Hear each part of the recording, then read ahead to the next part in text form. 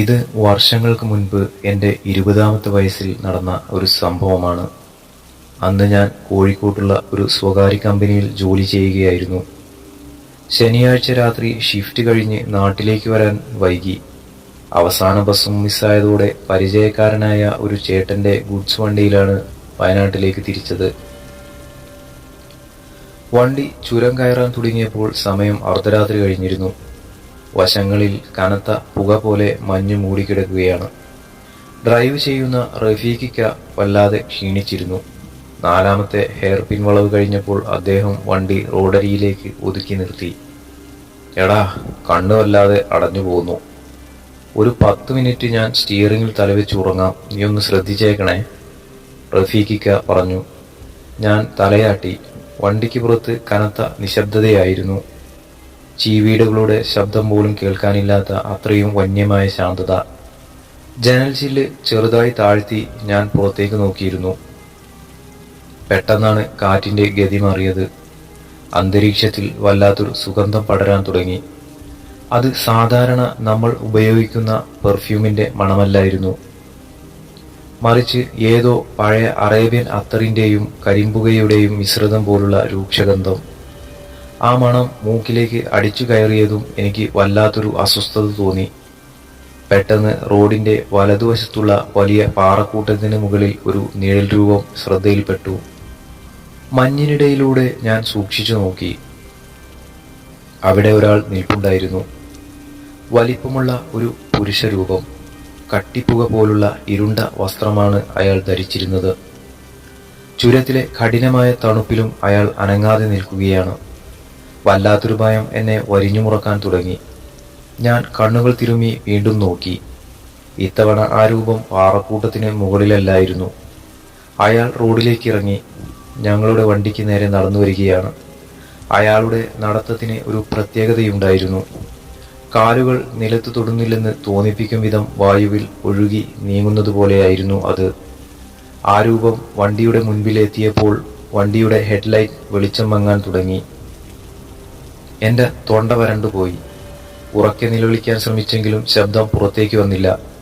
ശരീരം മുഴുവൻ തളർന്നുപോയ അവസ്ഥ. പെട്ടെന്ന് ആ രൂപം ഡ്രൈവിംഗ് സീറ്റിന്റെ വശത്തുള്ള ചില്ലിനടുത്തേക്ക് നീങ്ങി. ജനലിലൂടെ ഉള്ളിലേക്ക് നോക്കിയ അയാളുടെ കണ്ണുകൾ ഞാൻ കണ്ടു. ഇരുട്ടിലും ആ കണ്ണുകൾ തീക്കനൽ പോലെ തിളങ്ങുന്നുണ്ടായിരുന്നു. മനുഷ്യരുടേതിനേക്കാൾ വലിപ്പമുള്ള ചുവന്ന കണ്ണുകൾ. അയാൾ റഫീഖയുടെ മുഖത്തേക്ക് നോക്കി എന്തോ മന്ത്രിക്കാൻ തുടങ്ങി. ആ വശത്തെ ഗ്ലാസ് പൂർണ്ണമായും അടച്ചിരുന്നിട്ടും ആ നിഗൂഢമായ ശബ്ദം എന്റെ ചെവിയിൽ മുഴങ്ങുന്നുണ്ടായിരുന്നു. അത് നമ്മൾ സംസാരിക്കുന്ന ഭാഷയല്ലായിരുന്നു, വല്ലാത്തൊരു പരുക്കൻ ശൈലിയിലുള്ള അന്യഭാഷ. അയാൾ കൈ ഉയർത്തി ഗ്ലാസിൽ തൊടാൻ ആഞ്ഞതും ഭയം അതിന്റെ അറ്റത്തെത്തിയ ഞാൻ സർവശക്തിയും സംഭരിച്ച് റഫീഖിക്കയുടെ തോളിൽ പിടിച്ചു കുലുക്കി വിളിച്ചു. ഇക്കാ, എഴുന്നേൽക്കൂ, വണ്ടിയെടുക്കൂ, ഞാൻ നിലവിളിച്ചു. ഞെട്ടിപ്പിടഞ്ഞ് ഉണർന്ന റഫീഖിക്ക പെട്ടെന്ന് തന്നെ വണ്ടി സ്റ്റാർട്ട് ചെയ്ത് ആക്സിലറേറ്റർ അമർത്തി. വണ്ടി മുന്നോട്ട് കുതിച്ചതും ആ രൂപം ഒരു പുകച്ചുരുൾ പോലെ വായുവിൽ അലിഞ്ഞുപോയി. വണ്ടിയുടെ ഉള്ളിലുണ്ടായിരുന്ന അത്തറിന്റെ മണവും പെട്ടെന്ന് അപ്രത്യക്ഷമായി. വണ്ടി ചുരം കയറി മുകളിലെത്തുന്നതുവരെ ഞങ്ങൾ രണ്ടുപേരും ഒന്നും സംസാരിച്ചില്ല. ഒരു ചായക്കടയുടെ മുന്നിൽ വണ്ടി നിർത്തിയ ശേഷം റഫീഖിക്ക എന്റെ മുഖത്തേക്ക് നോക്കി. അദ്ദേഹത്തിന്റെ കൈകൾ അപ്പോഴും വിറയ്ക്കുന്നുണ്ടായിരുന്നു. നീ ആരെയെങ്കിലും കണ്ടോടാ, ഇക്ക ചോദിച്ചു. ഞാൻ വിറയ്ക്കുന്ന ശബ്ദത്തോടെ തലയാട്ടി. അപ്പോൾ ഇക്ക ദീർഘശ്വാസമെടുത്ത് കൊണ്ടു പറഞ്ഞു, പണ്ട് ഈ ചുരത്തിൽ വെച്ച് ഒരു അറബി വ്യാപാരി മരണപ്പെട്ടിട്ടുണ്ട്. ഈ രാത്രികളിൽ ഇവിടെ കാണുന്ന രൂപം സാധാരണ മനുഷ്യരല്ല, മലമുകളിൽ വസിക്കുന്ന ജിന്നുകളാണ്. നമ്മൾ വണ്ടി നിർത്തിയ സമയം തെറ്റിപ്പോയി, ഭാഗ്യം കൊണ്ടാണ് രക്ഷപ്പെട്ടത്. ആ ചായക്കടയിൽ നിന്ന് ചൂട് ചായ കുടിക്കുമ്പോഴും എന്റെ ഉള്ളിലെ നടുക്കം മാറിയിരുന്നില്ല. ചുരത്തിലെ തണുപ്പിലും ഞാൻ വിയർക്കുന്നുണ്ടായിരുന്നു. റഫീഖിക്ക പറഞ്ഞ ജിന്നിന്റെ കഥകൾ അതുവരെ കേട്ടുകേൾവി മാത്രമായിരുന്ന എനിക്ക് അതൊരു യാഥാർത്ഥ്യമാണെന്ന് ഉൾക്കൊള്ളാൻ സമയമെടുക്കുമായിരുന്നു. അന്ന് രാത്രി എങ്ങനെയൊക്കെയോ വീട്ടിലെത്തി. അമ്മയോടോ സുഹൃത്തുക്കളോടോ ഞാൻ ഈ കാര്യം പറഞ്ഞില്ല. പറഞ്ഞാൽ ആരും വിശ്വസിക്കില്ലെന്ന് എനിക്കറിയാമായിരുന്നു. എന്നാൽ ആ രാത്രിയോടെ എല്ലാം അവസാനിച്ചുവെന്നാണ് ഞാൻ കരുതിയത്. പക്ഷേ യഥാർത്ഥ ഭയം എന്നെ കാത്തിരിക്കുന്നതേ ഉണ്ടായിരുന്നുള്ളൂ. അടുത്ത കുറച്ചു ദിവസങ്ങളിൽ എന്റെ ഉറക്കം പൂർണ്ണമായി നഷ്ടപ്പെട്ടു. കണ്ണുകളടയ്ക്കുമ്പോൾ ആ ചുവന്ന കണ്ണുകളും വായുവിൽ ഒഴുകി നടക്കുന്ന ആ കറുത്ത രൂപവും എൻ്റെ സ്വപ്നങ്ങളിൽ വരാൻ തുടങ്ങി. അതിനേക്കാളൊക്കെ എന്നെ ഭയപ്പെടുത്തിയത് മറ്റൊന്നായിരുന്നു. എൻ്റെ മുറിയിൽ പടരുന്ന ആ അറേബ്യൻ അത്തറിന്റെ മണം. അർദ്ധരാത്രി കൃത്യം 12 മണിയാകുമ്പോൾ അടച്ചിട്ട എൻ്റെ മുറിക്കുള്ളിൽ ആ തീക്ഷ്ണമായ ഗന്ധം വല്ലാതെ പടരും. ജനലുകൾക്കപ്പുറം ആരോ നടന്നു നീങ്ങുന്നതുപോലെ കരിയിലകളുടെ ശബ്ദം കേൾക്കാം. പേടിച്ചു വിറച്ച് ഞാൻ പുതപ്പിനുള്ളിൽ ഒളിച്ചിരിക്കും.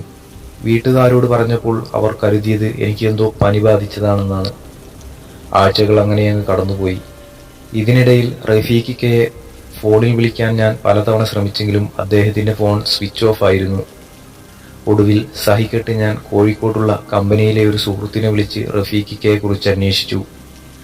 അവൻ പറഞ്ഞ മറുപടി കേട്ട് എൻ്റെ കയ്യിലെ ഫോൺ താഴെ വീണുപോയി. എടാ, നീ അറിഞ്ഞില്ലേ? നീ നാട്ടിൽ പോയതിന്റെ അടുത്ത ദിവസം രാത്രി അതേ ചുരത്തിൽ വെച്ച് റഫീഖിക്കയുടെ വണ്ടി വൻ അപകടത്തിൽപ്പെട്ടു. വണ്ടി താഴ്ചയിലേക്ക് മറിഞ്ഞ് ഇക്ക സംഭവ സ്ഥലത്ത് തന്നെ വെച്ച് മരിച്ചു. എൻ്റെ തലയ്ക്കൊരു അടി കിട്ടിയതുപോലെ തോന്നി. കണ്ണുകളിൽ ഇരുട്ട് കയറി. അങ്ങനെയെങ്കിൽ അന്ന് രാത്രി എൻ്റെ കൂടെ വണ്ടിയിലുണ്ടായിരുന്നതും എന്നോട് സംസാരിച്ചതും ആരായിരുന്നു? ആ അപകടം നടന്നത് ഞാൻ നാട്ടിലേക്ക് പോകുന്നതിന് 2 ദിവസം മുൻപായിരുന്നു എന്ന് സുഹൃത്ത് പിന്നീട് വ്യക്തമാക്കിയപ്പോഴാണ് കാര്യങ്ങളുടെ ഗൗരവം എനിക്ക് മനസ്സിലായത്. ഞാൻ അന്ന് രാത്രി വണ്ടിയിൽ കയറിയത് തന്നെ റഫീഖിക്കയുടെ ആത്മാവിനൊപ്പമായിരുന്നു. അല്ലെങ്കിൽ ജിന്ന് എന്നെ വഴിതെറ്റിക്കാൻ റഫീഖിക്കയുടെ രൂപം സ്വീകരിച്ചതാകാം. മലമുകളിലെ ജിന്നുകൾക്ക് മനുഷ്യരുടെ രൂപമെടുക്കാൻ കഴിയുമെന്ന് പണ്ടുള്ളവർ പറഞ്ഞു കേട്ടിട്ടുണ്ട്. അന്ന് ഞാൻ സർവ്വശക്തിയുമെടുത്ത് നിലവിളിച്ചത് കൊണ്ട് മാത്രമാണ് ആ രൂപത്തിന്റെ മായക്കാഴ്ചയിൽ നിന്ന് ഞാൻ രക്ഷപ്പെട്ടത്. ഈ സത്യം തിരിച്ചറിഞ്ഞതോടെ നാട്ടിലെ ഒരു പ്രമുഖനായ തങ്ങളെ മതപണ്ഡിതനെ കണ്ട് ഞങ്ങൾ വിവരങ്ങൾ പറഞ്ഞു. അദ്ദേഹം ചില പ്രാർത്ഥനകൾ നടത്തുകയും എന്റെ സംരക്ഷണത്തിനായി ഒരു ഏലസ് തരികയും ചെയ്തു. അതിനുശേഷമാണ് എൻ്റെ മുറിയിലെ ആ അത്തറിന്റെ മണവും ഭയാനകമായ സ്വപ്നങ്ങളും പൂർണ്ണമായി മാറിയത്. ഇന്ന് ആ സംഭവത്തിന് ശേഷം വർഷങ്ങൾ പലത് കഴിഞ്ഞു. ഞാൻ ആ ജോലി ഉപേക്ഷിച്ചു. ഇപ്പോൾ ജീവിക്കുന്നത് തികച്ചും സാധാരണമായ മറ്റൊരു അന്തരീക്ഷത്തിലാണ്. എങ്കിലും വല്ലപ്പോഴും രാത്രികാലങ്ങളിൽ ദൂരയാത്ര ചെയ്യേണ്ടി വരുമ്പോൾ വിജനമായ റോഡുകളിൽ വണ്ടി നിർത്തുവാൻ എൻ്റെ മനസ്സിപ്പോഴും ഭയപ്പെടുന്നു. കാരണം നമ്മൾ ജീവിക്കുന്ന ഈ ലോകത്തിന് സമാന്തരമായി നമ്മുടെ കണ്ണുകൾക്ക് കാണാൻ കഴിയാത്ത മറ്റൊരു നിഗൂഢ ലോകം കൂടിയുണ്ടെന്ന് ആ രാത്രി എന്നെ പഠിപ്പിച്ചു.